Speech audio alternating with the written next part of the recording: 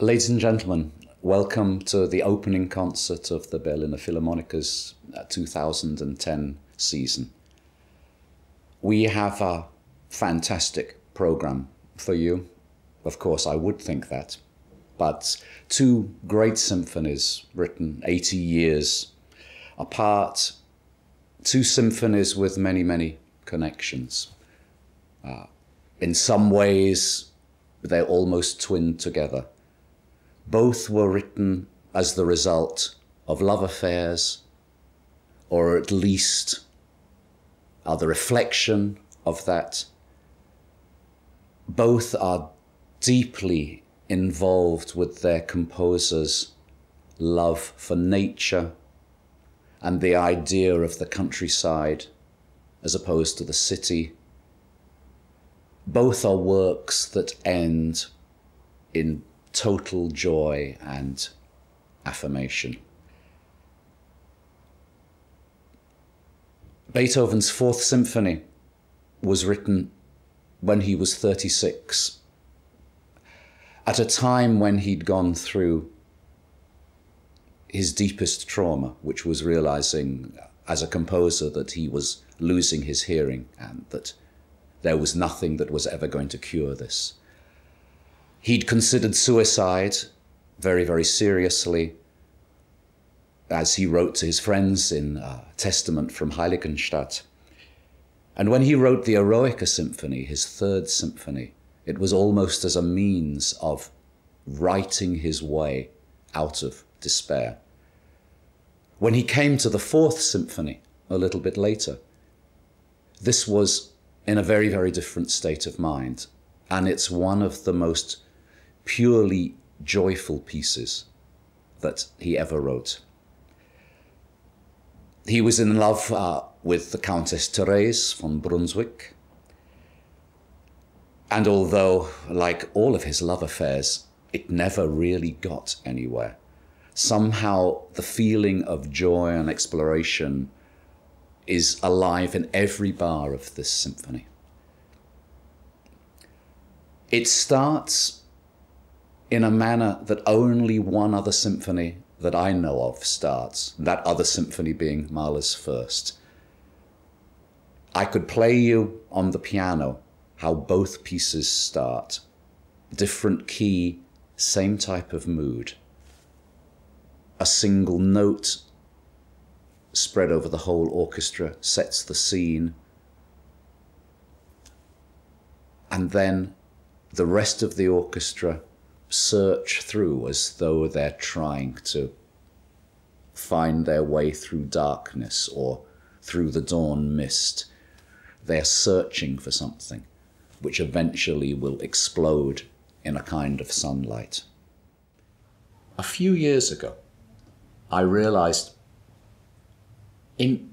for no particular reason, that Beethoven's Fourth Symphony and Mahler's First Symphony basically had the same introduction, and that one day I would have to play them together. And, well, today is the first day, just to listen how similar they start. The Beethoven with one long note over the whole orchestra, with notes searching around two at a time.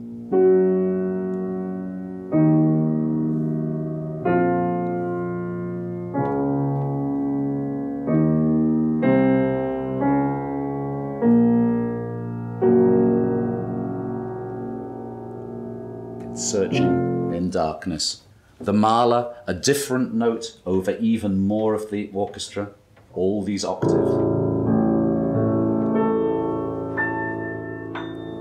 Suspended in air. Again, two notes at a time.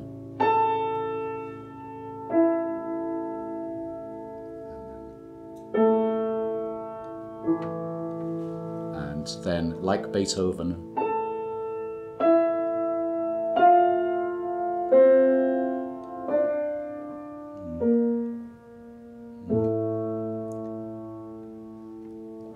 and then at that point, I realized somehow the symphonies are twins. They start together, they were born together. They take very different journeys, but there's a real kinship there.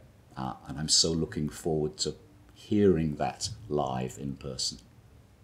Mahler loved Beethoven's Fourth Symphony very, very deeply, and it was obviously influencing the start of his First Symphony and the mood of his First Symphony.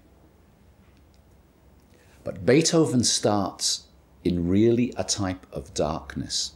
You don't know what key it is, you don't know where it's going to go. It is as though you're trying to search your way once again out of some kind of despair, some kind of problem. But when daylight comes, it comes in a kind of blinding flash. And then you have a symphony indebted to the idea of Haydn, of intelligence, of joy, of high spirits, of humor, but also with the characteristic darkness of Beethoven, the characteristic mystery he gives. In the middle of the first movement, there is a passage once again where all the themes seem to be fragmented and they're searching for where to come. Extraordinary music. The second movement is quite simply one of the great love songs in the literature. And there's times when Beethoven, who seemed so very Deutsch and craggy, could almost appear like an Italian opera composer. And this sings like one of the greatest sopranos in the world. And my great late lamented conductor colleague, Carlos Kleiber, used to tell the orchestra always to play the rhythm, rom, pom, pom. He said, always think of Therese, Therese, Therese, repeating, repeating, repeating.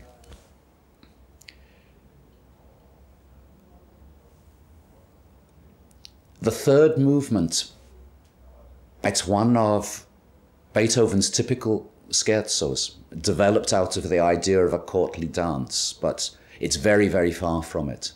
It's very wild. Once again, you seem to be able to grab at things only momentarily. You're never quite sure what's right in front of you. Once again, as in the whole piece and in the finale, it is the idea of a friendly communication which is in the forefront. The last movement is one of the big virtuoso challenges for even orchestras today. And the composer, Carl Maria von Weber, in the time, wrote a review saying that violins were not meant to be treated like mountain goats. And still, as you see the way that the violins have to run around all over the instrument, you can see what he was talking about. The kind of spirit of Beethoven which wanted to surprise, which wanted to tease, which wanted to jump out at you and say boo very loudly, which apparently was one of his favorite jokes till the very end of his life. This movement is full of that. And I think there are very few symphonies which give you a greater feeling of joy, of life, than Beethoven's Fourth. For whatever reason, maybe because it doesn't storm the heavens all the time. It's not as much played as some of the others. But for all of us, it's one of the pieces closest to our hearts.